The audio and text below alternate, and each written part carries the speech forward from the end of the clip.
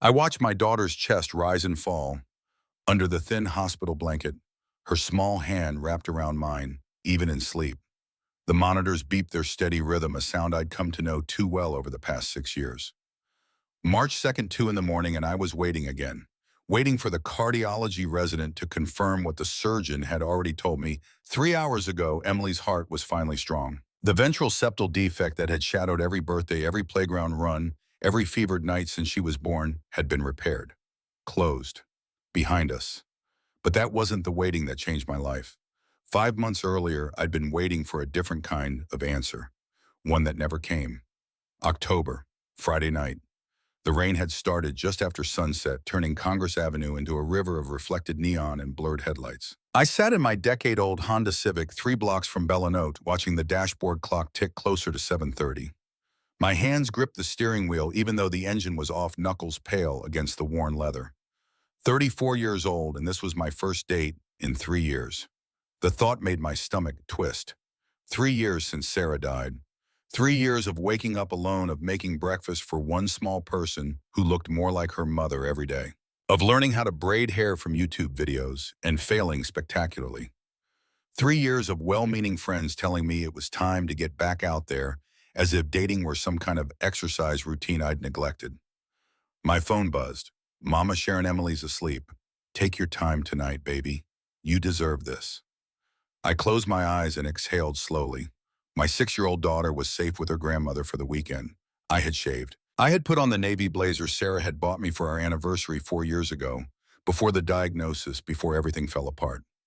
I had downloaded the dating app my coworker suggested, swiped through dozens of profiles with a sense of profound disconnection, and somehow ended up matching with a woman named Laura Clark, who worked in marketing and liked old movies. Our conversation had been easy, comfortable. She had a warm sense of humor and hadn't seemed put off when I mentioned having a daughter. After a week of messaging, she'd suggested meeting at Bellanote, a cozy Italian place in the warehouse district that she said made the best carbonara in Austin.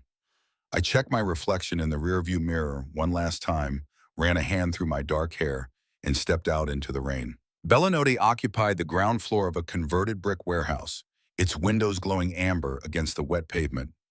I could hear jazz music drifting through the door as I approached, something slow and melancholic, a saxophone weaving through the sound of rain. I stepped inside, shaking water from my jacket.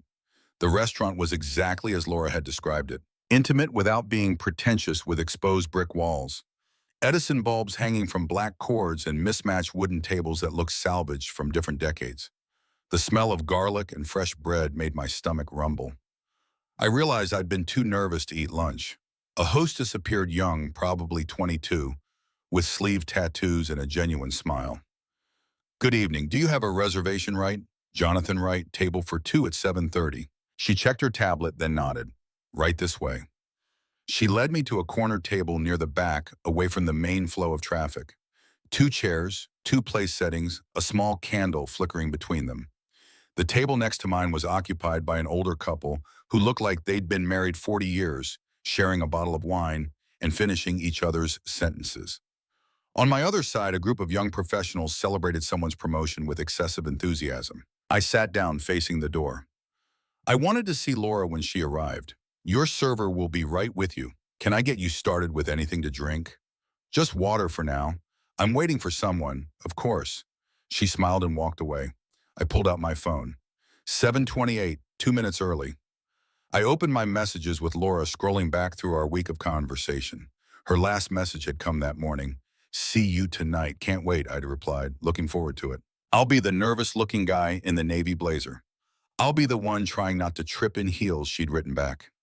I smiled at the memory, then set my phone on the table screen up so I'd see if she texted. I studied the menu without really reading it, too aware of my own heartbeat, too conscious of every person who walked through the door. At 7:35, a woman entered, a lone blonde wearing a red dress. My pulse jumped, but she walked past me to meet someone at the bar. At 7:42, another woman arrived, dark-haired and laughing into her phone. Not Laura. At 7:50, I sent a text, "Hey, I'm here at the corner table and back. No rush. Take your time." The message showed as delivered, then read, "No response." By 8 o'clock, the server had returned 3 times. A young man with an apologetic smile and excellent posture. He seemed genuinely concerned. Still waiting for your guest? Yeah, she's just running a little late. Traffic probably. No problem at all. Let me know if you need anything. I nodded, staring at my phone like it might spontaneously generate an explanation. I opened Laura's profile again, studying her pictures. The one where she was hiking at Hamilton Pool, the selfie with her rescue dog, the group shot from what looked like a wedding. She seemed real normal, not the kind of person who would just not show up. At 8:15, I called. It rang 4 times and went to voicemail. Hey Laura, it's Jonathan. Just wanted to make sure everything's okay. I'm still at the restaurant. Hope you're all right. Give me a call when you get this. I hung up and immediately felt pathetic. The couple at the next table had noticed. I could feel their pity like heat against my skin. At 8:30, the server returned with the same kind smile. Sir, I don't mean to intrude, but can I get you anything? An appetizer maybe, glass of wine? I looked up at him, at this stranger offering a small dignity, and felt something crack inside my chest. Yeah, let's do that. I'll take a glass of the Chianti and the calamari, I guess. Excellent choice. His professionalism was a gift. He didn't ask questions, didn't offer empty reassurances. He just nodded and disappeared. I sat back in my chair, staring at the empty seat across from me. The candle between the place settings flickered, throwing shadows across the unused napkin, the untouched silverware, the water glass sweating condensation onto the wood. This was worse than I'd imagined. I'd spent 3 years building up the courage to try dating again, and I couldn't even get someone to show up. But at 8:45, I made a decision. I wasn't going to slink out of here like some wounded animal. I wasn't going to let this moment define me. I'd already lost so much, my wife, 3 years of my life to grief, countless nights lying awake, wondering if I'd ever feel normal again. I wasn't going to surrender an evening to someone else's thoughtlessness. When the server returned with my wine and calamari, I looked up at him with something resembling resolve. Can I see the dinner menu again? The young man's expression shifted. Surprise, then respect. Of course, I ordered the bolognese. I ordered it deliberately carefully, as if this decision mattered more than it actually did. When the server left, I took a sip of wine and pulled out my phone, not to check for messages this time, but to open the Notes app where I kept my works in progress. For the past 2 months, I'd been designing a logo for a local coffee roaster. A small job, nothing glamorous, but it paid well, and the owners were kind. I'd been stuck on the typography, unable to get the weight balance right. Now, sitting alone in this restaurant with nothing but my embarrassment and a glass of decent wine, I opened the file and started sketching alternatives with my finger on the screen.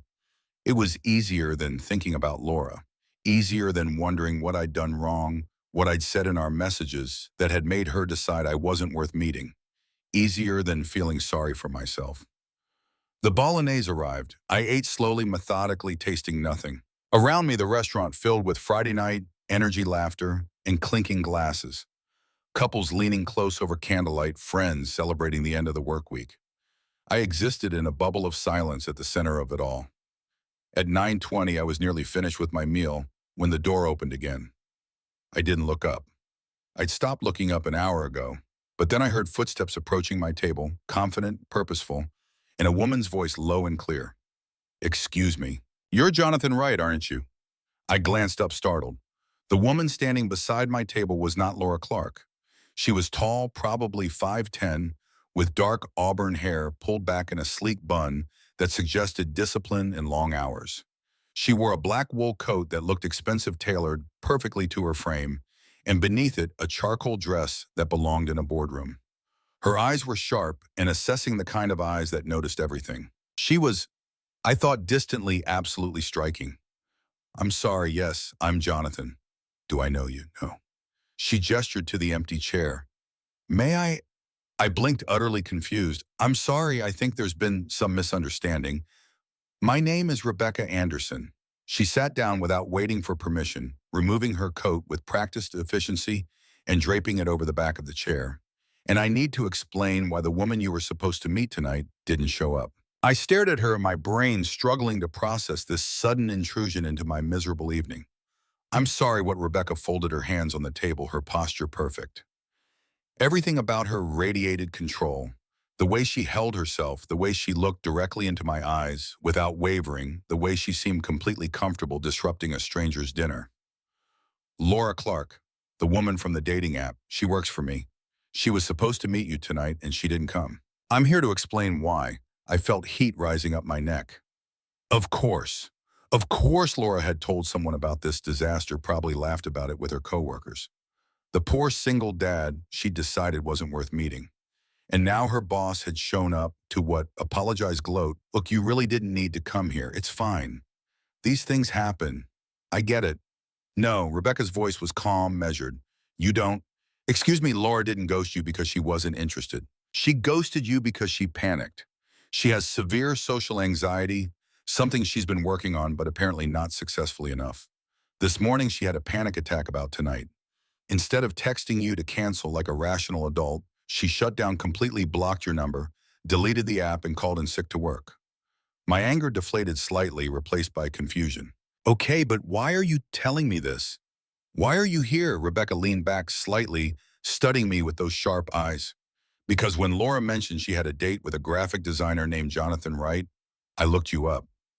A cold thread of unease wound through my chest. You looked me up. Your portfolio is public. I found your website in 30 seconds. I spent the last 3 days reviewing your work. I didn't know what to say. This woman, this complete stranger, had been researching me. That's kind of creepy, honestly. Is it? Rebecca tilted her head slightly. You put your work on the internet specifically so people could find it. I found it. I was impressed. Impressed enough to track me down at a restaurant. Yes. The sheer audacity of it left me speechless. The server appeared, taking in the new dynamic at the table with barely concealed curiosity. Can I get you anything, ma'am? Sparkling water? And the check for Mr. Wright's meal. Put it on my card. Wait, I protested. You can't just, I can and I am. Rebecca's tone was simple, final. You waited here for 2 hours because someone who works for me failed to show basic courtesy. The least I can do is buy you dinner. The server retreated wisely, choosing not to get involved in whatever this was. I rubbed my face, trying to regain my equilibrium.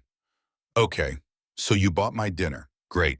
Is that all, or are you going to tell me that Laura wants to reschedule? She doesn't. And frankly, I don't think you should pursue that, even if she did. If she couldn't manage to send you a simple text message explaining her anxiety, she's not ready to date anyone. That's harsh. That's honest. I don't do gentle lies, Mr. Wright. I don't have time for them. Then what do you want? Why are you really here? Rebecca reached into her bag. Black leather, probably cost more than my car, and pulled out a business card. She slid it across the table. Rebecca Anderson, Chief Executive Officer, Anderson Heritage Group. I picked up the card, studying the embossed lettering, the weight of the cardstock. You run a hospitality company. I own a hospitality company. 8 boutique hotels and 15 restaurants across Texas. We specialize in properties that combine modern luxury with historical architecture.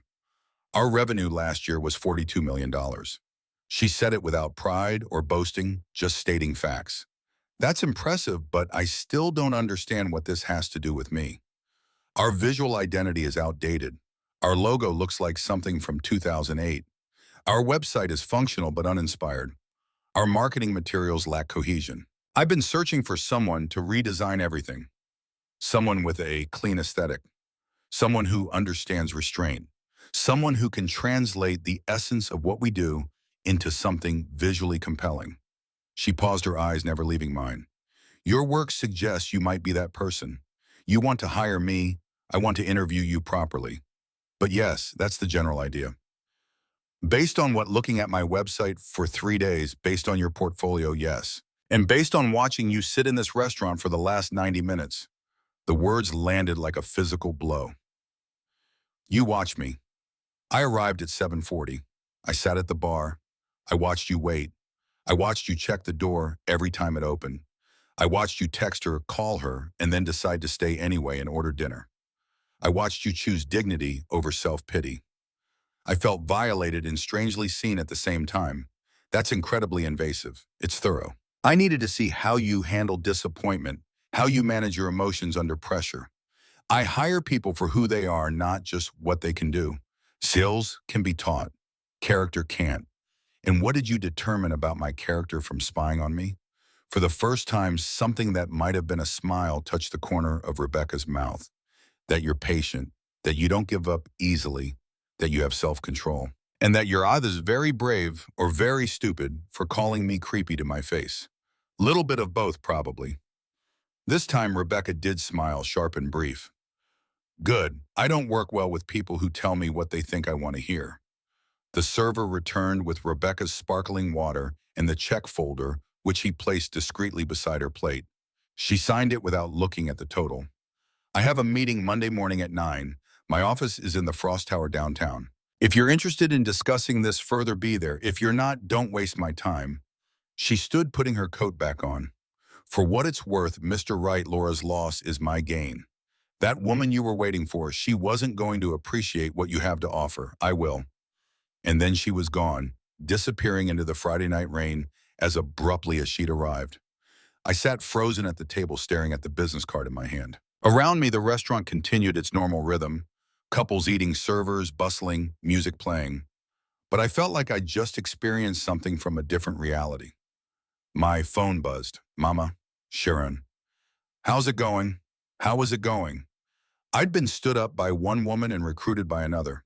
I'd spent 2 hours in emotional purgatory and come out the other side with a job interview I hadn't asked for and didn't fully understand. Interesting, I typed back. I'll explain later. I looked at Rebecca's business card again, then pulled out my phone and searched for Anderson Heritage Group. The website loaded clean but dated exactly as she'd described. The logo was generic, the kind of thing someone might create in 20 minutes using a template. But the properties themselves were beautiful. Historic buildings transformed into luxury accommodations, each one unique, each one clearly expensive. I clicked through to the About page and found a professional photo of Rebecca Anderson. She looked exactly as she had in person, controlled, sharp, immaculately dressed. The bio beneath was sparse. Rebecca Anderson founded Anderson Heritage Group in 2016 after spending a decade in commercial real estate development. Under her leadership, the company has grown from a single property to a portfolio of 23 locations across Texas, with expansion plans in New Mexico and Colorado. She holds an MBA from Stanford and serves on the boards of 3 nonprofit organizations focused on historic preservation. I read it twice, then checked the portfolio section. The properties range from a converted railway station in San Antonio to a 1920s hotel in Fort Worth. Each one had been restored with obvious care and considerable investment. This was real. This woman was real, and she wanted to hire me. I thought about my current client roster. The Coffee Roaster, a local yoga studio, 2 small nonprofits, and a handful of one-off projects that paid enough to keep the lights on, but never quite enough to feel secure. I thought about my cramped home office, my aging laptop, the constant hustle of finding new work while raising Emily alone. Then I thought about Emily, about the ventral septal defect that had been there since birth, the hole in her heart that made every cold a potential crisis, every playground run a calculated risk. About the cardiologist's recommendation 3 months ago that we couldn't wait much longer for surgical repair. About the $85,000 price tag for a procedure our insurance would only partially cover. I thought about Rebecca Anderson watching me from the bar, assessing me, making decisions about my character based on how I handled rejection. It should have made me angry. Instead, I felt something else. Curiosity, maybe, or recognition. The sense that this strange, invasive woman had seen something in me that most people missed. I tucked the business card into my wallet, paid the tip in cash, and walked out into the rain. The weekend passed in the peculiar suspension of time that comes with major decisions looming. Saturday morning, I made Emily pancakes shaped like dinosaurs while she chattered about the science museum Mama Sharon had promised to take her to that afternoon. Grandma says they have a real T-Rex skeleton, a real one, Daddy, from millions of years ago. That's pretty amazing, sweetheart. She took a bite of pancake syrup on her chin. Can we go back sometime? Just you and me? Of course. We'll go next weekend if you want. But even as I said it, I was thinking about Monday morning, about Rebecca Anderson's office in the Frost Tower, about what it might mean if I took this job, if I stepped into whatever strange opportunity had emerged from last night's humiliation. Sunday afternoon, while Emily napped, I opened my laptop and started preparing. Not my usual portfolio pieces, but specific concepts for how I might approach Anderson Heritage Group's rebrand. I studied each property on their website, noting architectural details, historical context, the subtle differences that made each location unique. I worked until my eyes burned and my coffee had gone cold until the ideas in my head had become something tangible I could show her. At 2 in the morning, I finally closed the laptop, but sleep didn't come easily. I lay in the dark, listening to the house settle around me, thinking about Emily's upcoming cardiology appointment, about the surgery we couldn't afford to delay much longer, about the tightrope walk of single parenthood, where one wrong step could send everything crashing down. Rebecca Anderson's business card sat on my nightstand, white and pristine in the darkness. Monday morning arrived gray and cold, the kind of November day that made Austin feel almost like a real city with seasons. I dropped Emily at school, enduring her excited questions about my big meeting, then drove downtown to the Frost Tower. The building was all glass and steel, reflecting the cloudy sky and thousands of metallic panels. I parked in the underground garage, took the elevator to the 23rd floor, and found myself in a reception area that screamed quiet money: marble floors, mid-century, modern furniture, abstract art on the walls that probably cost more than my car. A receptionist looked up from her desk, young professional with a smile that seemed genuine. "Good morning, how can I help you, Jonathan Wright? I have a 9 o'clock with Rebecca Anderson." She checked her computer, then nodded. "Of course, Mr. Wright. Miss Anderson is expecting you. If you'll follow me." She led me down a hallway lined with framed photographs of Anderson properties, each one beautifully shot, clearly professional. We passed several offices where people worked at standing desks, typing rapidly, speaking into headsets. Everyone looked focused, busy, like they knew exactly what they were doing. The receptionist stopped at a corner office with floor-to-ceiling windows. "Right in here." I stepped inside and felt my breath catch.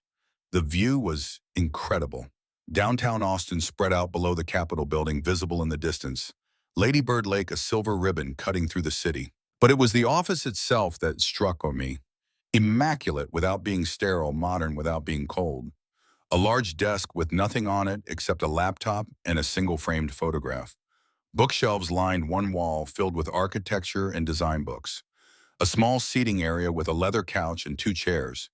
And behind the desk, Rebecca Anderson, wearing a navy suit and looking exactly as formidable as she had Friday night. "Mr. Wright, you came. You told me to." The words came out more defensive than I'd intended, but Rebecca just smiled slightly.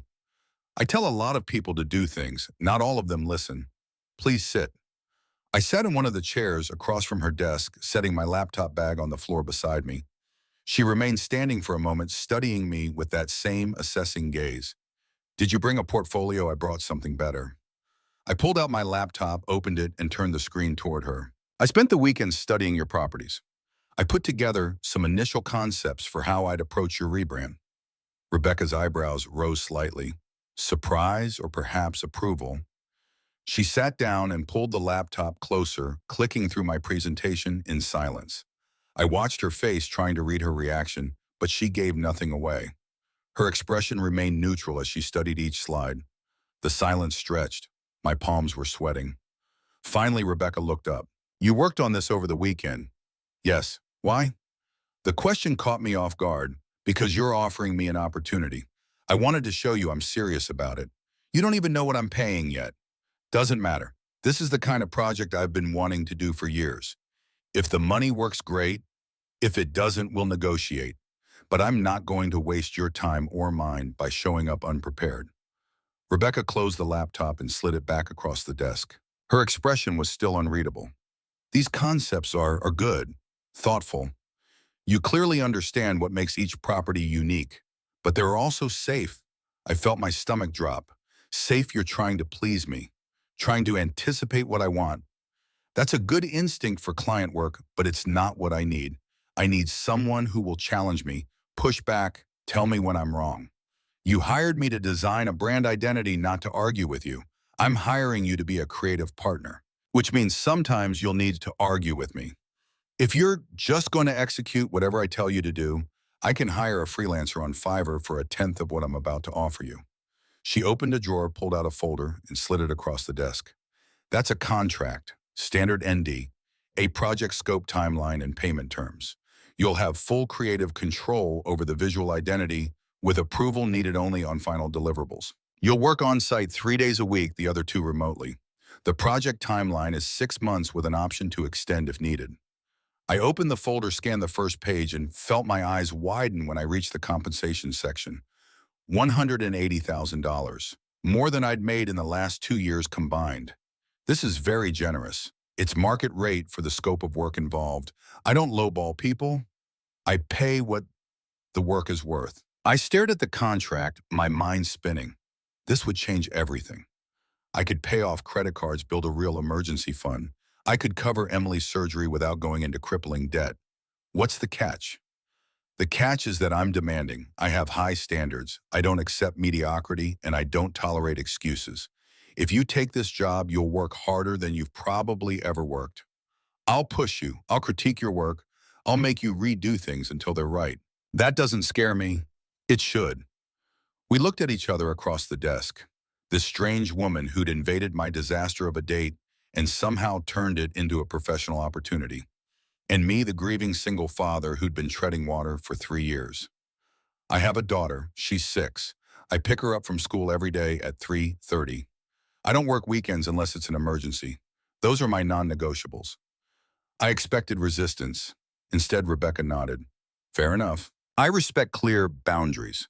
As long as the work gets done and the quality is there, I don't care when you do it. I have a managing director who handles day-to-day operations. You'll report to me directly, but you won't be on call 24/7. She pulled a pen from her desk drawer and held it out. Any other concerns? I took the pen, feeling its weight in my hand. Just one. Why me, really? You could hire anyone. Someone with more experience. Someone who's done this kind of work before. Why take a chance on a freelancer you found through a dating app disaster? Rebecca was quiet for a long moment, her sharp eyes studying me. Because most people would have left that restaurant angry, bitter, blaming Laura or the app or the universe for wasting their time. But you didn't. You stayed. You ordered dinner. You found a way to salvage something from a terrible situation. That tells me more about who you are than any portfolio ever could. She stood, extending her hand across the desk. I don't need someone who's never failed, Mr. Wright. I need someone who knows how to fail and keep going anyway. So do we have a deal? I looked at her hand, then at the contract in front of me. I thought about all the reasons this could go wrong, working for someone this intense, this demanding, this uncomfortably perceptive. Then I thought about the alternative. Going back to my home office, scraping together small projects, wondering if I'd ever get a chance like this again. I thought about Emily's next cardiology appointment in 2 weeks, about the conversation I'd been dreading with the surgeon about surgery timing and payment plans. I signed the contract. We have a deal. Rebecca's handshake was firm, businesslike, over in exactly 3 seconds. She released my hand and immediately moved to the window, her silhouette sharp against the gray Austin skyline. You start Wednesday. That gives you tomorrow to wrap up any outstanding commitments and get your affairs in order. I'll have Amanda, my assistant, send you building access credentials and an onboarding packet. Read everything. I don't repeat information. I was still processing the fact that I'd just signed a 6-month contract worth more money than I'd seen in years. Wednesday. Right. I'll need to arrange childcare for the days I'm working on site. I know. 3:30 pickup is non-negotiable, you said. So plan accordingly. I need you here by 8:30 those 3 days. That gives you 7 hours. Use them well. She turned back to face me, and I caught something in her expression I hadn't seen before. Not quite warmth, but something adjacent to it. Respect, maybe, or curiosity. One more thing, I don't believe in hand-holding. You're talented. I wouldn't have hired you otherwise. But talent without discipline is just noise. I'll expect weekly progress presentations, concrete deliverables every 2 weeks, and complete transparency when you hit obstacles. I don't punish people for struggling. I punish them for hiding it. Understood. I stood, gathering my laptop. My legs felt unsteady, adrenaline still coursing through my system. Rebecca walked me to the door, then paused with her hand on the frame. Jonathan, the shift from Mr. Wright felt significant. If we're going to be working together, you can call me Jonathan. Her mouth twitched, that almost smile again. Jonathan, then. Do you know why most rebranding projects fail? I thought about it. Poor execution, poor honesty. Companies hire designers to make them look different, but they won't do the hard work of actually being different. They want the aesthetic of change without the substance. I'm not interested in window dressing. If you're going to rebuild my brand, I need you to understand what it actually stands for, which means you need to see the properties meet the teams, understand the culture we've built. That makes sense. Good. Because next Monday, you and I are driving to San Antonio, the Riverwalk property, our flagship hotel. We'll spend the day there and you'll see what I mean. She checked her watch, a sleek silver piece that probably cost 5 figures. Bring comfortable shoes. It's a lot of walking. Before I could respond, she'd already turned back to her desk, her attention shifting to her computer screen. The conversation was over. I'd been dismissed. The first 2 weeks passed in a controlled blur. Wednesday morning, I arrived at the Frost Tower at 8:15 to find my workspace already set up, a corner office 3 doors down from Rebecca's, smaller, but still with windows overlooking downtown. A standing desk, a large monitor, a desktop computer that looked brand new, and a second screen for reference work. Everything clean, organized, waiting. Amanda Mitchell appeared in my doorway within minutes. 25 auburn hair in a professional ponytail, wearing practical slacks and a sweater that somehow managed to look both casual and competent. Mr. Wright, I'm Amanda. If you need anything, supplies, equipment, whatever, just let me know. I keep this floor running. Jonathan, please. And thank you. This is really great. Amanda smiled. Rebecca takes care of her people. You'll see. She checked her watch. She has meetings until 10. Then she wants to see you. I'll come get you when she's ready. The 90 minutes gave me time to transfer files, review the onboarding materials Amanda had sent over the weekend, and start mapping out my approach to the rebrand. The company overview was extensive. Each property had its own history, its own story of restoration and transformation. Rebecca had clearly chosen these locations, carefully finding buildings with architectural significance and breathing new life into them. At exactly 10 o'clock, Amanda reappeared. She's ready for you. Rebecca's office door was open, but Amanda knocked anyway. Come in.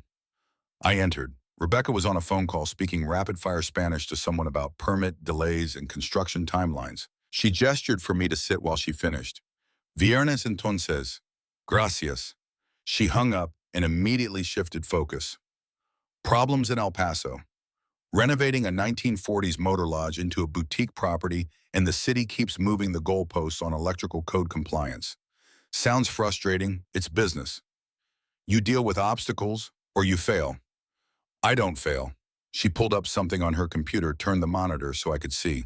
It was a mock-up of a website, the current Anderson Heritage Group site, but with sections highlighted in red. This is everything that needs to change. The logo, obviously, but also the photography style, the color palette, the typography, the way we describe our properties. Right now, we sound like every other boutique hotel chain. Unparalleled comfort, exquisite attention to detail. It's meaningless. What do you want to sound like instead? Honest, we're not trying to be the Four Seasons. We're not chasing Michelin stars. What we offer is something different. History brought forward. Spaces that remember what they were while becoming something new. I want the brand to reflect that tension. The past and the present holding each other in balance. Something clicked in my mind. So not restoration, transformation. Exactly. Her eyes lit up, genuine enthusiasm breaking through her controlled exterior. Most historic hotels either turn into museums or they gut everything historic to make room for modern amenities. We don't do either. We find the soul of the building and we build around it. We spent the next 3 hours dissecting the existing brand identity with surgical precision. Rebecca was relentless, questioning every assumption, pushing me to articulate not just what was wrong, but why it mattered. She challenged me when I used vague designer language, demanding concrete explanations. Don't tell me about visual hierarchy. Tell me what you want people to feel when they see it. By noon, my notebook was filled with sketches and notes. Rebecca checked her watch. I have a lunch meeting with investors. Be back at 2. Between now and then, I want you to sketch 20 logo concepts. Don't refine them. Don't make them pretty. Just get ideas out of your head and onto paper. Fast, rough quantity over quality, 2020. If you can't generate 20 different directions, you're not thinking broadly enough. She stood, grabbing her coat. And Jonathan, don't second-guess yourself. Trust your instincts. I hired them for a reason. The second week, Rebecca asked about Emily. Not in a casual small talk way, but with genuine interest. We were reviewing typography options when she set down her pen. Your daughter, you mentioned she's 6. What's her name, Emily? Rebecca nodded slowly. That's a good name. Strong, classic. She is, both of those things. How does she feel about you taking this job? The schedule changed, new demands on your time. I thought about Emily's question that morning at breakfast. Are you going to be too busy now? Like before mommy got sick? She's adjusting. My mother helps a lot with pickups and after-school care. Emily loves her grandmother, so that part's easy. But she worries sometimes that I'm leaving her behind. Rebecca's expression shifted, something vulnerable flickering across her features before she could hide it. You're not, though, leaving her behind. No, she's the reason I do any of this. Everything I build is for her. That must be nice, having someone who grounds you like that. The comment hung in the air between us, weighted with something unspoken. Then Rebecca cleared her throat and returned to the typography samples. Late November, week 4. Rebecca called me on a Saturday afternoon. Emily and I were at the park, and I almost didn't answer. But something made me pick up. Jonathan, I hope I'm not interrupting your weekend. Just at the park with Emily. What's up? I'd like to meet her. Your daughter. If that's something you'd be comfortable with. My pulse quickened. You want to meet Emily? I want to understand your whole life, not just the professional part. You've made it clear that she comes first. I respect that. But if we're going to work together effectively, I should probably know what that actually looks like. The logic was sound, but something about the request felt more personal than professional. Okay, when were you thinking, are you free for dinner tomorrow? I could come to your place, keep it casual. Less formal than a restaurant. That works. 6 o'clock, perfect. And Jonathan, I'm not good with children. Just so you know, I don't think Emily will hold that against you. Sunday evening, I cleaned the house with more care than I'd taken in months. Emily watched from the couch, her stuffed triceratops in her lap. Is the lady from your work really coming to dinner? She is. Her name is Miss Rebecca. Why does she want to meet me? Because you're important to me. And she wants to understand the people who are important to the people she works with. Emily considered this with the gravity only a 6-year-old could muster. Okay, but I'm going to draw her a picture first, so she knows I'm nice. That's a great idea, sweetheart. At 6 o'clock precisely, the doorbell rang. Rebecca stood on my porch holding a bottle of wine and looking distinctly uncomfortable. She dressed down jeans and a soft gray sweater, but still managed to look elegant in a way that made my cramped bungalow feel even smaller. Come in. She stepped inside, taking in the space with quick, assessing eyes. The living room was a testament to single parenthood. Emily's drawings taped to the walls, toys in bins that never stayed organized, my laptop on the coffee table surrounded by logo sketches. This is nice. Feels lived in. That's a polite way of saying cluttered. I meant what I said. Emily appeared from her bedroom, shy suddenly holding a piece of construction paper. Hi, I'm Emily. Rebecca crouched down to Emily's eye level, and I saw her consciously softening her sharp edges. Hi, Emily. I'm Rebecca. It's very nice to meet you. I drew you a picture. Emily held out the paper. It showed 2 figures, one tall with dark hair, one small with a big smile. Between them was a table covered in what looked like food. Is that us? Having dinner? Yes. And that's my dad. See? He's smiling because you're here. Rebecca's expression did something complicated. For a moment, I thought she might cry. This is beautiful. Thank you. Can I keep it? Emily nodded enthusiastically. Dinner was spaghetti with marinara sauce, the one meal I could reliably make without embarrassing myself. Emily chattered through most of it, telling Rebecca about school and her best friend Sophia in the Science Museum, where they had a real T-Rex skeleton. Rebecca listened with complete focus, asking questions that suggested genuine interest rather than polite obligation. After dinner, Emily pulled out her favorite book. Daddy always reads to me before bed. Do you want to hear I'd love to? Rebecca's voice was halting at first as she read unpracticed at the rhythms of children's literature. But Emily was patient, correcting her when she skipped words or rushed through parts that needed to be savored. By the end of the story, something had shifted. Rebecca was smiling, really smiling, in a way I'd never seen at the office. After Emily was in bed, Rebecca and I sat on the couch with glasses of wine. The house felt different with her in it, more settled somehow. Thank you for letting me come, for sharing this with me. Thank you for wanting to. Not many people understand that Emily and I are a package deal. Rebecca turned to face me, her expression serious. I need to tell you something, and I need you to just listen. Can you do that? Her intensity made my chest tighten. Okay, I was married once, 8 years ago. It lasted 14 months. He was everything on paper, successful, ambitious from the right family.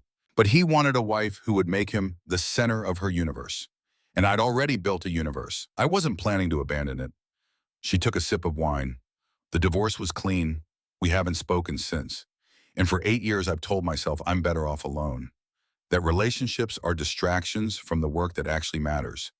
But watching you with Emily tonight, seeing how you balance everything, I started wondering if maybe I've just been telling myself convenient lies. Rebecca, I don't think you're alone because you chose poorly. I think you're alone because you haven't found someone who can match you. Her eyes met mine and the air between us changed. Charged. You're allowed to be happy, Rebecca. You deserve this. Family connection, all of it. It doesn't make you weak to want those things. Say it again. What? Her voice was barely above a whisper. Say it again. That I'm allowed. You're allowed to be happy. You deserve this. She leaned forward, closing the distance between us, and kissed me. Soft at first, tentative, like she was testing the strength of ice before committing her weight. Then deeper, more certain. When we pulled apart, I was breathless. This is complicated, I know. You're my boss, I know. We probably shouldn't, probably not, but neither of us moved away. Rebecca's phone buzzed. She glanced at it and her expression hardened. I have to go, early meeting tomorrow. She stood gathering her coat but paused at the door. Jonathan, I meant what I said earlier, about wanting to understand your life. But tonight became something else, and I'm not sure what to do with that. Me neither. Can we just see where this goes? No pressure, no expectations, just honest. I can do honest. She smiled, brief and genuine, then left. I stood in my doorway watching her taillights disappear down the street, my heart pounding with equal parts excitement and terror. Monday morning, the San Antonio trip. Rebecca picked me up at 7 in her Tesla, dressed in business casual, all trace of last night's vulnerability carefully hidden behind her professional mask. The drive took 90 minutes. We talked about the project at first safe territory, but somewhere around New Braunfels, the conversation shifted. I need to apologize for last night. For what? For crossing a line. You work for me. There's a power dynamic that makes what happened inappropriate. Rebecca, you didn't force anything. I kissed you back. I know, but I initiated, and that puts the responsibility on me to maintain boundaries. So what are you saying, that we pretend it didn't happen? She was quiet for a long moment. I'm saying we need to be smart about this. The project ends in April. That's 6 months away. What if we wait? Finish the work first, then revisit whatever this is when the professional relationship shifts. That's a long time. It's the right thing to do. I looked out at the Texas landscape rolling past. She was correct logically. But something in me rebelled against the idea of putting this on hold. Okay, professional boundaries until April, then we figure out what this is. Thank you for understanding. But for the record, I don't want to wait. I just think we should. Her hand found mine across the center console, squeezed once, then let go. The San Antonio property was a converted railway station exactly as the portfolio photos had shown. But seeing it in person was different. The limestone facade glowed in the late morning sun, the arched windows reflecting sky and clouds. Modern glass additions integrated so seamlessly they seemed to have always belonged. Inside the lobby was breathtaking. Soaring ceilings with original wooden beams exposed the old ticket windows converted into a reception desk, while preserving brass details and vintage signage. Modern furniture in rich leather and dark wood created intimate seating areas without cluttering the space. This is what we do. Rebecca's voice held quiet pride. She led me through the restaurant, the library bar, guest rooms on the upper floors. Each space told the same story: respect for the past, confidence in the present, both existing in harmony. When I bought this building, everyone thought I was insane. It needed everything. New electrical, new plumbing, structural reinforcement, asbestos removal. The renovation budget was 3 times what I'd paid for the property. My investors wanted me to sell it for scrap. But you didn't. No, because I could see what it wanted to be. Not what it was, not what it had been. What it was becoming. She turned to face me. That's what I need you to understand. We're not in the nostalgia business. We're in the transformation business. These buildings are still alive, still changing. Your logo needs to capture that. I understood. Finally, completely. December arrived with unexpected cold. Emily caught a respiratory infection that landed us in the pediatrician's office twice in 1 week. The second visit, Dr. Patel pulled me aside. Jonathan, I need to talk to you about Emily's surgery. We can't wait much longer. The VSD is putting too much strain on her heart, especially during illnesses like this. We need to schedule it within the next 3 months. My stomach dropped. How much are we talking out of pocket? The surgery itself is $85,000. Your insurance covers 60%, so you're looking at around $34,000 plus associated costs. Call it $40,000 total to be safe. I did the math in my head. Rebecca's first payment was $90,000 already deposited, but half of that was earmarked for back taxes and credit card debt I'd been carrying since Sarah's funeral. The rest needed to cover our living expenses through April. I don't have $40,000. Dr. Patel's expression was sympathetic. Most families don't. We can set up a payment plan, but Jonathan, the surgery can't wait for the payment plan to be complete. We need at least half as a deposit to schedule. $20,000. I could maybe scrape together 15 if I liquidated everything. Maybe. Let me see what I can do. That night after Emily was asleep, I sat at my kitchen table with a spreadsheet open, moving numbers around like puzzle pieces that refused to fit. No matter how I arranged them, I came up short. My phone rang. Rebecca, I'm at the new house. The renovation just started, and I wanted to walk through before the contractors arrive tomorrow. Would you want to see it, the before state, so you can understand the transformation? It's almost 10, I know. But I'm here anyway, and I thought of you. I should have said no. Should have protected the boundaries we'd agreed to maintain. But her voice held something lonely. Something that echoed my own need for connection during the strange liminal space between Christmas and New Year. Give me 20 minutes. The Craftsman bungalow was exactly as she described, good bones dated but charming. Rebecca met me at the door in jeans and an old UT sweatshirt, her hair down, looking younger without her armor.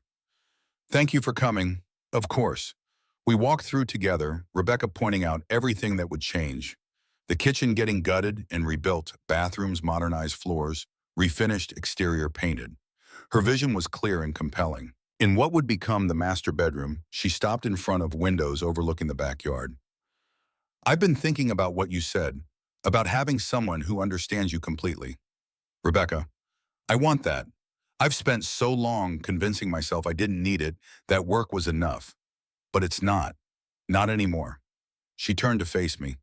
Jonathan, I need to tell you something, and I need you to just listen, okay? When I watched you in that restaurant, I saw someone who refused to let circumstances break him. That impressed me professionally.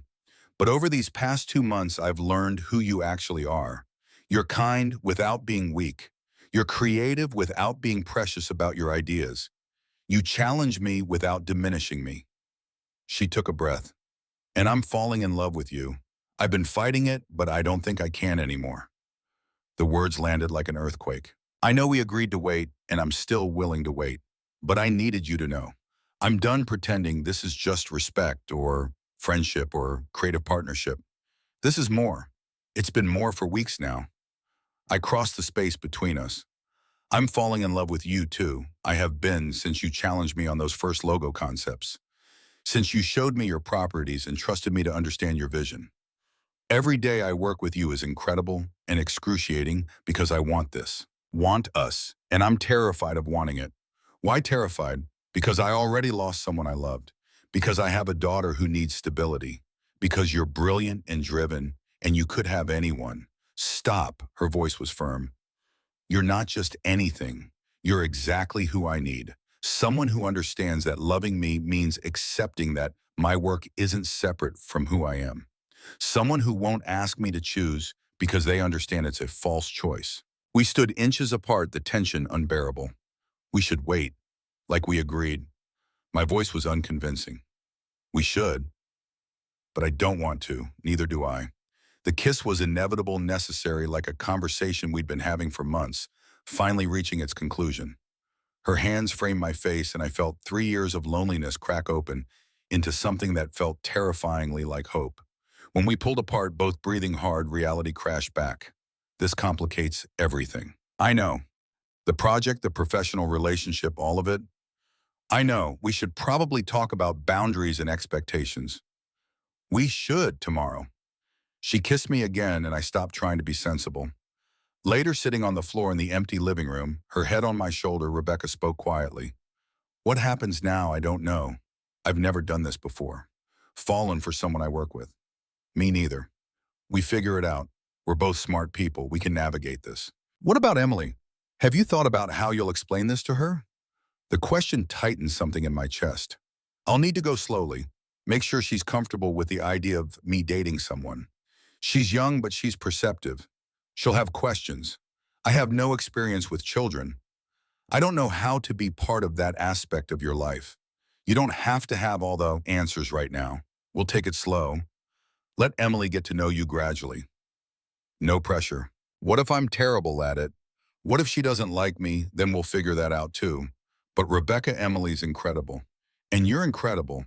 I think you'll surprise yourself. Her phone buzzed. She glanced at it and sighed. I should get home. Early investor call in the morning. We stood. At the door, she caught my hand. Jonathan, I meant what I said about falling in love with you. I meant it too. So we're doing this. Despite the complications. Despite everything. She smiled, genuine and unguarded. Good. Because I don't think I could have waited until April anyway. January 10th, 2 in the morning. The ER waiting room was too bright, too cold, sterile white, and the smell of disinfectant. Emily was in an exam room, stable but struggling. Her breathing labored even with the oxygen support. Rebecca sat beside me, her hand in mine. She'd come as soon as I called, no questions, just immediate presence. Doctor? Patel emerged, exhaustion evident in her expression. Jonathan, Emily's stable, but this infection is hitting her hard because of the VSD. Her heart's working overtime to compensate. We can manage this acute episode, but we can't keep doing this. The surgery needs to happen, soon. How soon? I'm recommending March 15th. That gives us time to get her completely recovered from this infection and built back up nutritionally. But we need the deposit by February 1st to secure the surgical team and operating room. I felt Rebecca's hand tighten on mine. How much? 20,000, half the estimated out of pocket. I'll have it. The words came out with more confidence than I felt. After Dr. Patel left, Rebecca turned to me. Let me help. I can write you a check tonight. No. Jonathan, this is your daughter's life. I know. And I'll handle it. But I can't take money I didn't earn. I won't build Emily's future on charity. This isn't charity. This is someone who cares about both of you wanting to help, then care about me enough to let me do this my way. My voice came out sharper than intended. Rebecca pulled back slightly. I'm sorry. I didn't mean to overstep.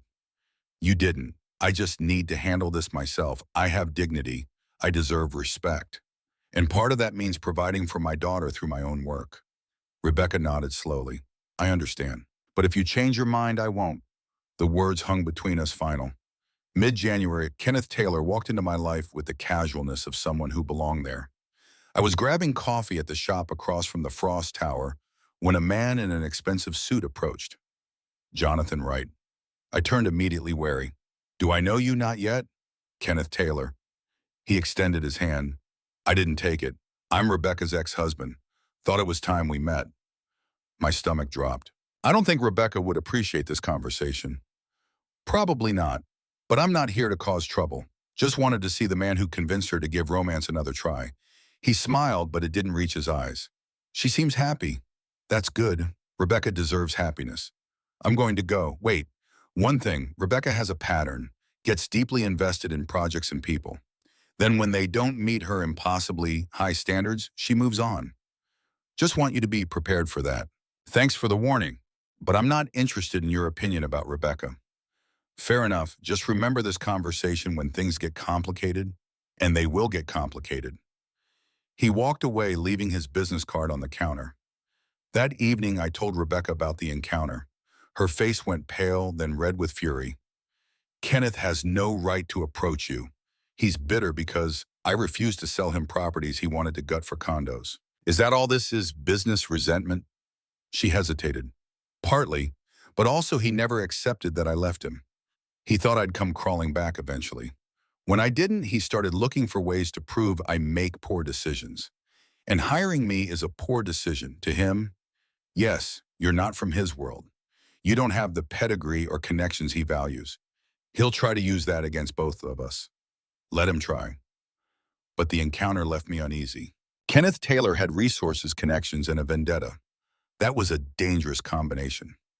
February 20th, 3.5 weeks before the April 15th launch. I was reviewing final website mockups when my phone exploded with notifications.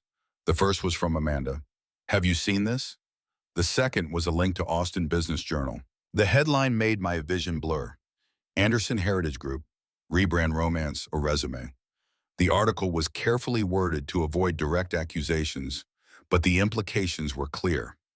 An anonymous source had provided information about my hiring, suggesting the relationship with Rebecca had begun before the project started, that the entire arrangement was ethically questionable, that the rebrand might be more about personal favoritism than professional merit. Buried in the middle was a photograph. Rebecca and me outside the taco truck that November night, sitting close, her hand on my arm. The image was grainy, taken from a distance, but unmistakable. My hands shook as I read through it. Someone had been watching. Someone had been gathering information. And now, 3 weeks before our launch, everything was exploding. Amanda appeared in my doorway, her face stricken. Rebecca wants to see you now. Rebecca's office felt different, colder. She stood at the window, her back to me, every line of her body radiating controlled fury. I'm handling this. My lawyer is reviewing for potential legal action against the publication. Rebecca, I'm so sorry. This isn't your fault. Someone on your team must have leaked. Not my team. Kenneth, this has his fingerprints all over it. She turned to face me, and I saw fear underneath the anger. The board is calling an emergency meeting. Investors are questioning my judgment. This could derail everything we've built. Then we fight back. We tell the truth. What truth? That I fell in love with someone I hired, that our relationship developed during a professional engagement. Jonathan, that doesn't make this better. It confirms their worst assumptions. We tell them the timeline, that the work came first, that you hired me based on merit and the relationship developed later. And you think they'll believe that? You think they won't assume I hired you because I was already attracted to you? Were you? The question landed like a physical blow. Rebecca's silence was answer enough. I watched you for 2 hours because I was drawn to you. Yes, I saw your character. Yes, I respected your dignity. But I also found you compelling in ways that had nothing to do with your portfolio. So Kenneth's right. This was never just professional. Don't twist my words. I hired you because you deserve the job. The fact that I also found you attractive doesn't negate your talent or the quality of your work. My phone rang. Mama Sharon, I need to take this. Rebecca nodded, turning back to the window. Baby, I just got a call from Emily's school. Some of the other parents saw that article. They're asking questions. My blood went cold. What kind of questions? The kind that suggest you got that contract through something other than your skills. I'll handle it, but I had no idea how. The afternoon after the article dropped, I stood in the elementary school parking lot waiting for Emily. Other parents clustered in their usual groups, but their glances kept sliding toward me, conversations dying when I walked past. I'd felt this kind of judgment before in the weeks after Sarah's funeral, when everyone had opinions about whether I could handle single parenthood. But this was different. This wasn't sympathy. This was contempt. A woman I vaguely recognized from parent-teacher conferences approached. Sarah Mitchell, mother of twins in Emily's class. Her expression was carefully neutral, but her voice carried. Jonathan, I wanted to ask about that article. The one about your contract with Anderson Heritage. It's a work matter, being handled privately. I'm sure it is. Just surprising, you know. That kind of money for a small-time designer. Makes people wonder how you really earned it. The implication landed like a slap. I kept my voice level, my hands loose at my sides. I earned it through my work. The rebrand speaks for itself. Of course, I'm sure that's true. Her smile was poison-wrapped in politeness. Emily emerged from the school building backpack, bouncing, and ran toward me. I scooped her up, feeling her small arms wrap around my neck. Hi, Daddy. Can we get ice cream? Not today, sweetheart. Let's go home. In the rearview mirror, I watched Sarah Mitchell talking to another parent, both of them looking at my car. Emily was quiet in the back seat, unusually so. Daddy, some kids at school said you did something bad. Did you? My hands tightened on the steering wheel. No, baby, I fell in love with someone I work with. Some people think that's wrong. Is it wrong? Not the way we did it, but people don't always know the whole story before they decide what they think. Are you and Miss Rebecca in trouble? We're going to be fine, I promise. But I wasn't sure I believed my own words. That evening, Rebecca called. The board meeting is tomorrow morning. They're demanding I either fire you or step down as CEO. Her voice was steady, but I heard the tremor underneath. Then fire me. Your company is more important than this contract. Don't be stupid. The work is exceptional. The rebrand is on track. Firing you proves we did something wrong. Keeping me proves Kenneth's accusations. Silence stretched between us. There's something else. Kenneth contacted me directly. He offered to make this disappear if I sell him the El Paso and Fort Worth properties at 30% below market value. Extortion, business leverage. He knows I won't let him gut those buildings for condos. But he also knows the board pressure is real. So what are you going to do, fight? But I need you to be prepared for this to get worse before it gets better. After we hung up, I sat in the dark living room, Emily asleep upstairs, and tried to figure out how everything had gone so wrong so fast. 3 months ago, I'd been drowning in debt and desperation. Now I had meaningful work, enough money for Emily's surgery, and a relationship that felt like it might actually have a future. And Kenneth Taylor was trying to destroy all of it because his ex-wife had the audacity to move on. My phone buzzed. Unknown number. This is Kenneth Taylor. We should talk, privately. Against my better judgment, I replied, when tomorrow, noon, coffee shop on 6th Street. You know the one? I did. The taco truck was 2 blocks away. Kenneth was already there when I arrived, occupying a corner table with a cappuccino in the casual confidence of someone who'd never been told no. He stood when I approached, extending his hand again. This time I shook it because refusing felt childish. Thank you for coming. Let's skip the pleasantries. What do you want? He smiled. Direct. I like that. Okay, I want Rebecca to sell me 3 properties. She won't because she's sentimental about preservation and history, but sentiment doesn't pay investor returns. And this concerns me because you're leverage. The board is questioning her judgment. If I push hard enough, they'll force her out. She'll lose everything she built. Unless what? Unless you disappear. Walk away from the contract, from her, from all of it. I'll make the scandal vanish. The article gets retracted. The anonymous source recants, your reputation stays clean. He leaned forward. I'll even do you one better. Your daughter needs heart surgery. $85,000, isn't it? I'll pay the full amount. Not a loan, a gift. All you have to do is walk away. My breath caught. Emily's surgery, fully funded, no debt, no payment plans, no scrambling to find $20,000 by February 1st. Just sign my name and disappear. And if I refuse, then I keep pushing. I've got more photos, more timeline evidence that your relationship with Rebecca started before the contract. I can make you both look like frauds. Your career in Austin will be finished. And Rebecca loses her company. You're bluffing. Try me. He slid a cashier's check across the table. Made out to me, $85,000. This is real money, Jonathan. Real help for your daughter. All you have to do is be smart enough to take it. I looked at the check, at the number that represented Emily's health, her future, everything I'd been working toward. Then I looked at Kenneth Taylor's smug face and felt something crystallize inside me. I'd rather let my daughter see me fail with integrity than succeed by selling my soul. I pushed the check back across the table. You can't buy dignity, Kenneth. That's why you'll never understand what Rebecca saw in me. You're making a mistake, maybe. But it's my mistake to make. I stood and walked out, my hands shaking, my heart pounding. I just turned down $85,000, money that could save Emily's life, money that would eliminate every financial pressure that had been crushing me for 3 years. But taking it would mean teaching Emily that character was negotiable, that principles only mattered when they were convenient. And I couldn't do that, not even for her surgery. I called Rebecca from my car. Kenneth just tried to bribe me. $85,000 for Emily's surgery if I walk away from you in the contract. The silence on her other end was absolute. What did you say? I said no.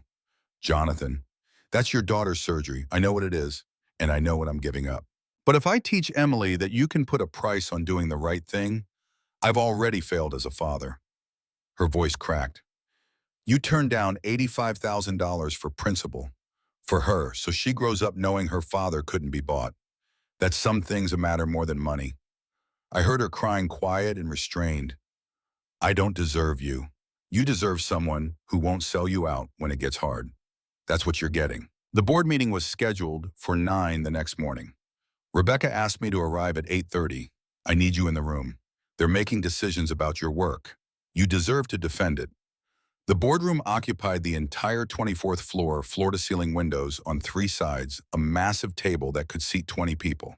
11 board members were present, most of them men over 50, wearing the kind of expensive suits that announced wealth without labels. Rebecca sat at the head of the table, composed and professional. I took a chair against the wall, technically not part of the meeting, but present as witness. The chairman, a silver-haired man named Douglas Chen, called the meeting to order. We're here to discuss the Anderson Heritage Group rebrand and the associated publicity issues. Rebecca, you have the floor. She stood commanding the room without effort. Thank you, Douglas. Let me address the concerns directly. Yes, I hired Jonathan Wright for our rebrand.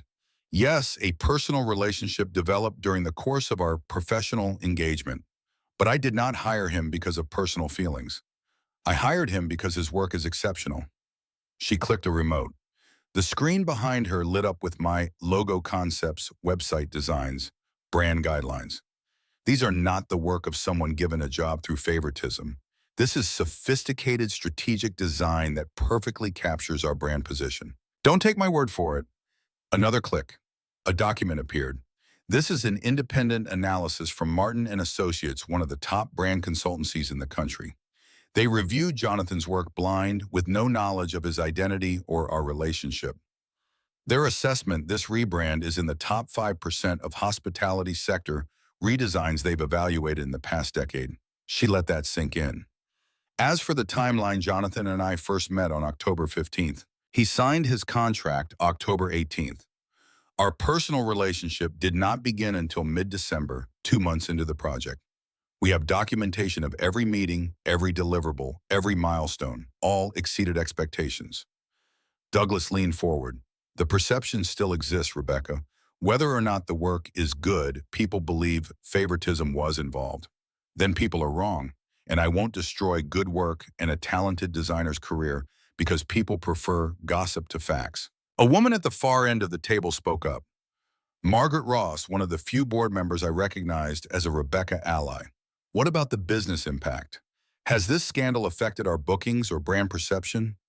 Rebecca clicked to another slide. Since the article dropped 3 days ago, our booking inquiries have increased 40%.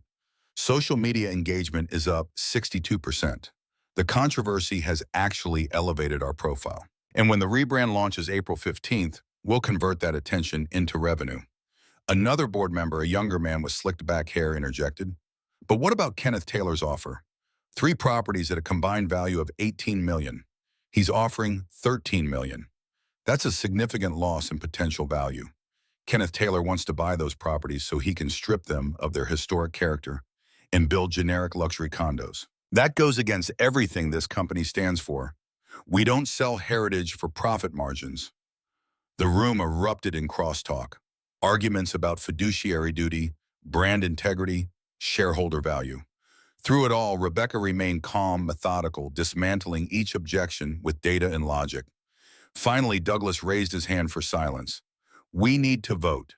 The motion is whether Rebecca Anderson should remain as CEO or step down pending resolution of this matter. All in favor of her remaining, hands went up. I counted quickly. 8. Opposed 3 hands. The motion passes. Rebecca retains her position. Relief flooded through me. Rebecca's face remained neutral, professional. There's one more thing. She clicked to a new slide. Kenneth Taylor's name, his company, a detailed breakdown of his property acquisition attempts over the past 3 years. Kenneth Taylor has been trying to acquire Anderson Heritage properties since 2019. Every attempt has been rebuffed because his plans involve demolition of historic elements. The anonymous source in the Business Journal article was him. I have phone records proving he contacted the journalist. She clicked again. Screenshots of text messages, email headers. He also attempted to bribe Jonathan Wright yesterday with $85,000 to abandon our contract and our relationship. Jonathan refused. He refused $85,000 because he has more integrity than Kenneth Taylor will ever understand. The room fell silent. So yes, I fell in love with someone I work with, but I fell in love with him because he embodies the values this company supposedly represents: integrity, craftsmanship, doing the right thing even when it's hard. If the board wants to punish that, go ahead. But you'll be proving Kenneth Taylor right about what we really value. Douglas's expression had shifted from skeptical to thoughtful. Does anyone have additional questions? Silence. Then this meeting is adjourned. Rebecca, we trust you to handle the public response appropriately. As the board members filed out, Margaret Ross stopped beside my chair. That took courage. Both of you. Don't let the cynics make you doubt it. After the room emptied, Rebecca collapsed into a chair. The professional mask crumbled, revealing exhaustion underneath. I can't believe that it worked. You were incredible. I was terrified. She looked up at me. You turned down $85,000 for Emily's surgery. I did. Jonathan, that money could have solved everything. It would have solved nothing. Taking Kenneth's money would have proven I'm exactly what he thinks I am, someone who can be bought. I sat beside her. I'll find another way to pay for the surgery. I always do. Her hand found mine. You shouldn't have to do this alone. I'm not alone. Not anymore. 3 weeks later, March 2nd, 2 in the morning. The hospital waiting room had become familiar territory over the past hours. Emily's surgery had lasted 6 hours. The surgeon had emerged an hour ago with new successful repair. No complications, strong recovery prognosis. Now I was waiting for her to wake up in the ICU, Rebecca beside me, both of us too wired to sleep. How did you pay for it? Her question was gentle, not accusatory. I liquidated everything. Sold my car, borrowed from Mama Sharon, put the rest on a payment plan the hospital agreed to. It's manageable. Jonathan, it's done. Emily's healthy. That's what matters. You know I would have helped. I know, but this was something I needed to do myself. A nurse appeared. Mr. Wright, Emily's asking for you. We followed her to the ICU. Emily looked so small in the hospital bed, pale against white sheets, but her eyes were open and clear. Hi, Daddy. Hi, sweetheart. How do you feel? Tired? And my chest hurts. I know, baby. But the doctors fixed your heart. You're going to be so much stronger now. Emily's gaze shifted to Rebecca. Did you stay too? Of course I did. Are you and Daddy together now? Like a family. I looked at Rebecca, uncertain how to answer. She stepped forward, taking Emily's small hand. We'd like to be, if that's okay with you.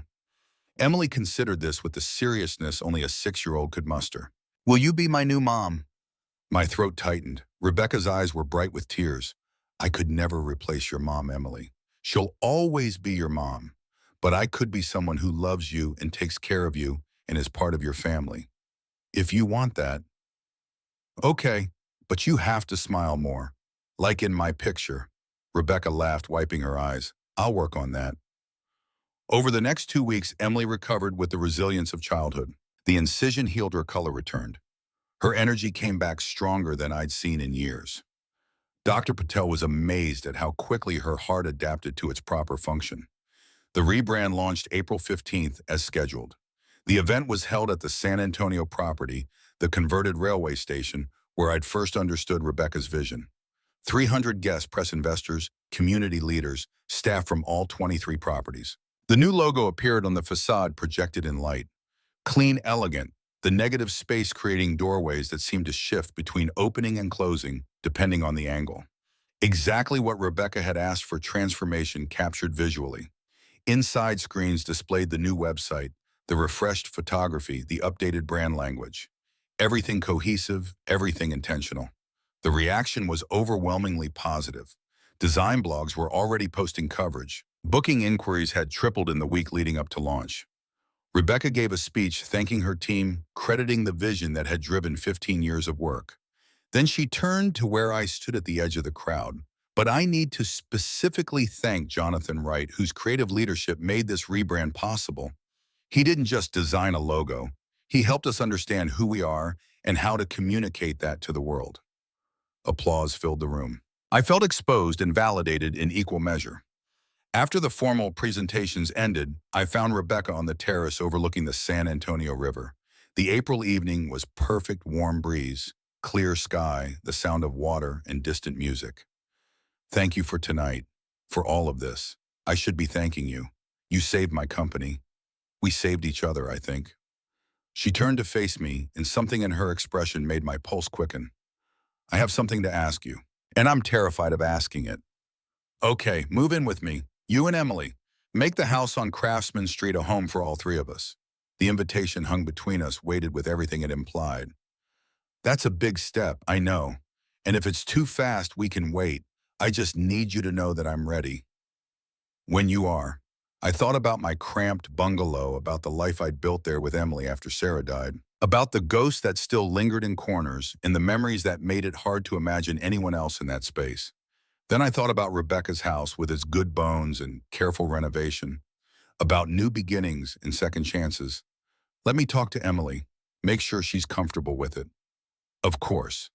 But Rebecca, I want this. I want a life with you. I just need to make sure Emily wants it too.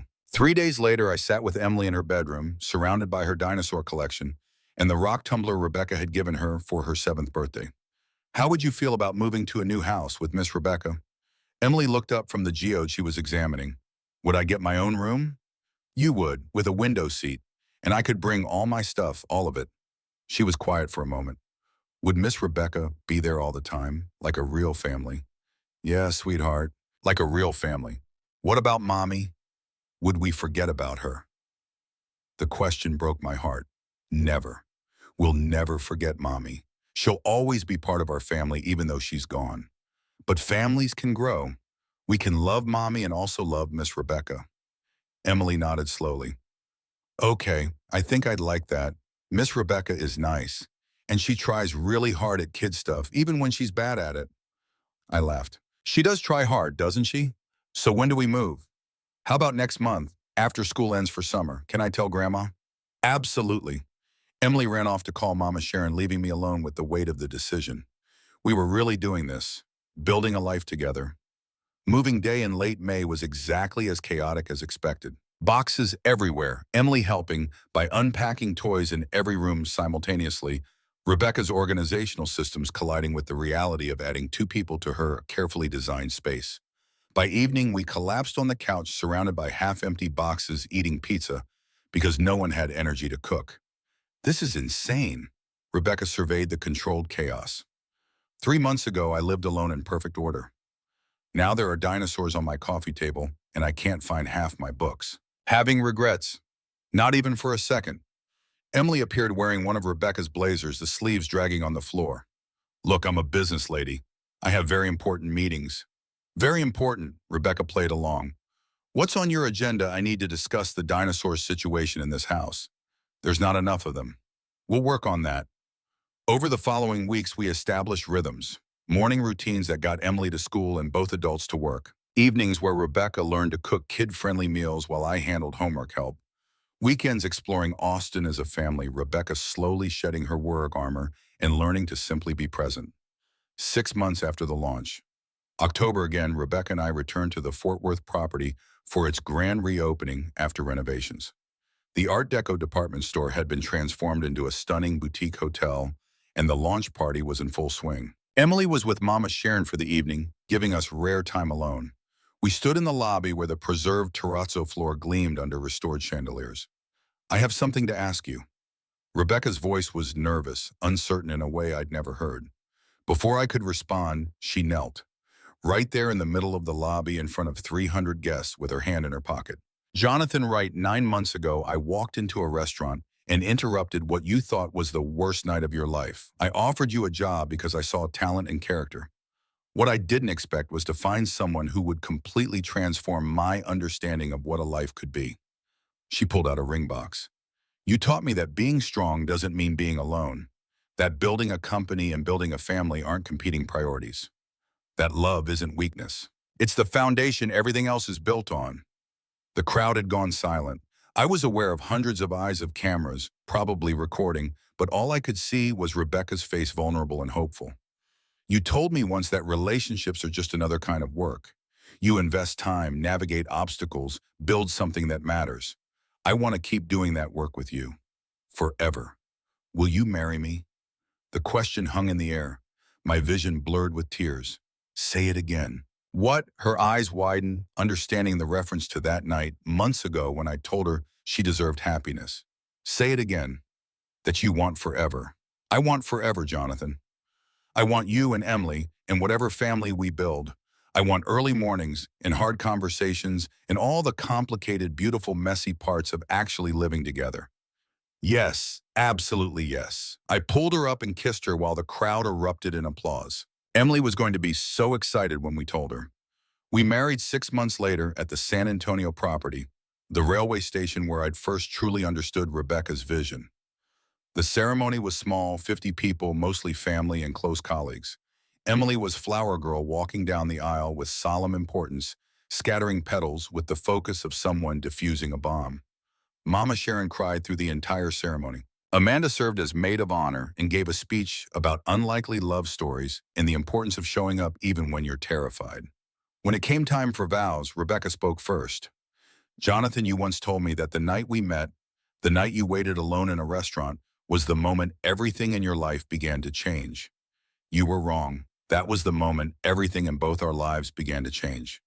You taught me that transformation isn't about becoming someone different. It's about becoming more fully yourself with someone who sees you completely. Her voice wavered slightly. I promise to keep seeing you, keep choosing you, keep building this extraordinary life with you and Emily. Forever. My turn, Rebecca. When you walked into that restaurant, I thought you were interrupting my disaster. Turns out you were starting my future. You showed me that love doesn't have to be small or careful. It can be bold and ambitious and exactly as demanding as we are. I took her hands. I promise to match your courage, challenge your ideas, and love you without asking you to be less than you are. Thank you for choosing me. Thank you for choosing us. Emily, standing beside us in her flower girl dress, stage whispered, "Now you're supposed to kiss." The crowd laughed. We kissed. And I thought about the journey that had brought us here from humiliation and loneliness to this moment of joy surrounded by people we loved. 18 months later, I stood in the same hospital hallway where this story had begun. But this time I was waiting for different news. Rebecca had gone into labor 6 hours ago. Emily sat beside me now, 8 years old, doing homework and periodically asking when her baby brother would arrive. The doctor appeared smiling. "Mr. Wright, you have a healthy baby boy. Mom's doing great. You can come back now." Emily abandoned her homework and raced ahead. I followed more slowly, my heart full. Rebecca held our son, tiny and red-faced, swaddled in hospital blankets. Emily stood beside the bed, peering at him with fascination. "He's so small. You were that small once. Can I hold him?" Rebecca carefully transferred the baby to Emily's arms, guiding her support. "What's his name?" We'd been debating for months, but looking at Emily's face radiant with wonder, I knew. "Matthew. His name is Matthew. I like that." Emily studied her brother with the seriousness she brought to everything. "I'm going to teach him about dinosaurs and rocks and how to be brave." Rebecca caught my eye, smiling. 2 years after that, on a warm April evening, our family gathered on the terrace at the San Antonio property. Emily, now 10, was explaining plate tectonics to Matthew, who listened with 2-year-old incomprehension but absolute devotion to his big sister. Rebecca reviewed something on her tablet while simultaneously keeping Matthew from climbing over the railing. The company had grown to 35 properties across 6 states. The rebrand I'd created 7 years ago had become iconic in the hospitality industry, winning awards and generating case studies in design schools. But more importantly, we'd built a life. Messy and complicated and more beautiful than I'd ever imagined possible after Sarah died. Do you ever think about that night? Rebecca's question pulled me from my thoughts. The restaurant, yeah. What would have happened if Laura had actually shown up? I've thought about it. And mostly I'm just grateful she didn't. If she'd come, I'd have a completely different life. Probably fine, probably decent, but not this, never this. Do you believe in fate? That we were somehow meant to find each other? I believe in choices. You chose to show up at that restaurant when you didn't have to. I chose to answer your call that midnight about El Paso. We kept choosing each other. That's not fate. That's better than fate. That's intentional. She leaned into me. I choose you, Jonathan Wright, every day. Still and always. Matthew toddled over, demanding attention. Emily followed, pointing out constellations she'd learned in school. And I thought about how the worst moment of my life, sitting alone in that restaurant, had led to this: a family, a purpose, a love I hadn't known I was capable of finding again. Sometimes the person who doesn't show up is making room for exactly the right person, Shaw, to walk through the door at exactly the right time. Sometimes disaster is just the beginning of something extraordinary. Sometimes you have to sit alone at a table, choose dignity over bitterness, and wait for someone to see what you're really worth. And sometimes, if you're very lucky, that someone sees not just what you are, but what you could become together. What do we take away from Jonathan and Rebecca's journey?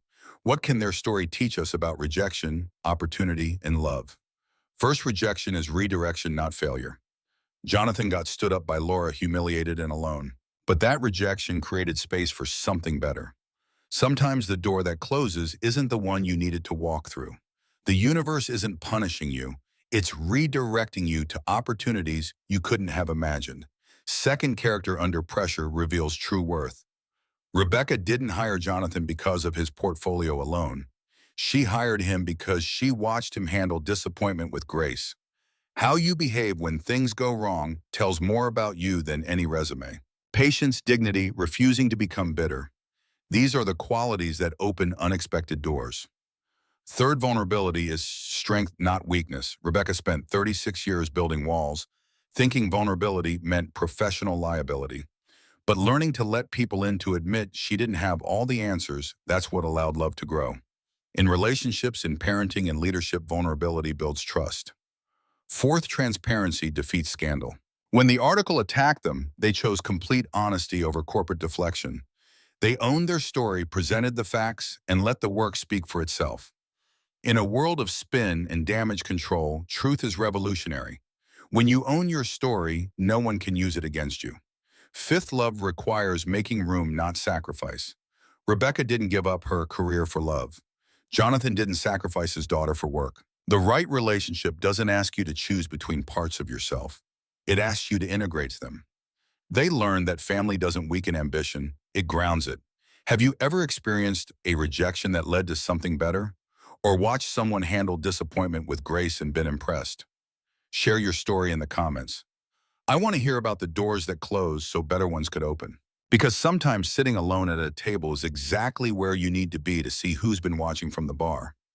Sometimes the worst night of your life is actually the first night of everything that comes after.